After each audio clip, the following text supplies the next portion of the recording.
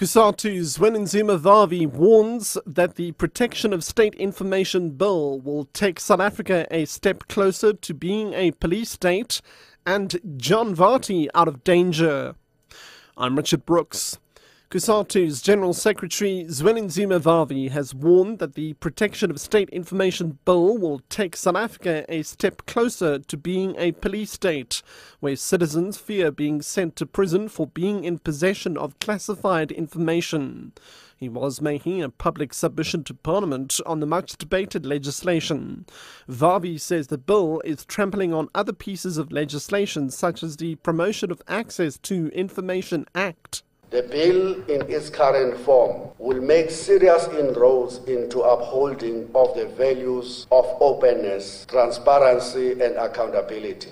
Worryingly, whether inadvertently or intentionally, it proposes to do this by entrenching authority through a state security. The organisers of a failed protest convoy against e-tolls on the N1 between Johannesburg and Pretoria have vowed to arrange another one. The protest was called off after police blocked it and only a handful of people turned up to take part. Edwin Itsidi has more. The anti-e-tolling protest was scheduled to move in a convoy to Johannesburg. However, to the protesters' disappointment, the demonstration was declared illegal. It's understood that the organizers did not go through correct channels to ask for a permission. The Freedom Front Plus say it will organize another demonstration. The controversial e-tolling system is due to be operational next month. This is despite fierce opposition from various quarters. Edwin Itsidi, SABC News, on the N1 South, Johannesburg.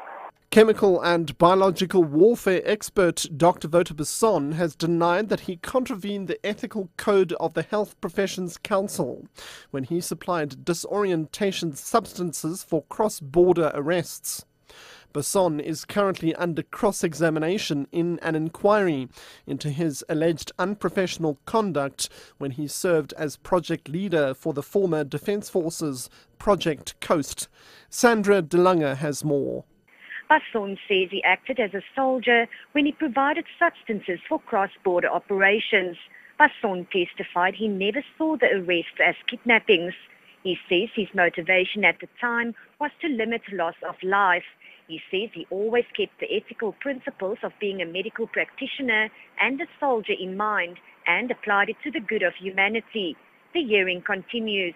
Sandra DeLange, SABC News, Pretoria. Well-known wildlife filmmaker John Vavi is out of danger after being attacked by one of the tigers he keeps on his farm in the Free State. Vavi was taken to the Mediclinic Hospital in Bloemfontein.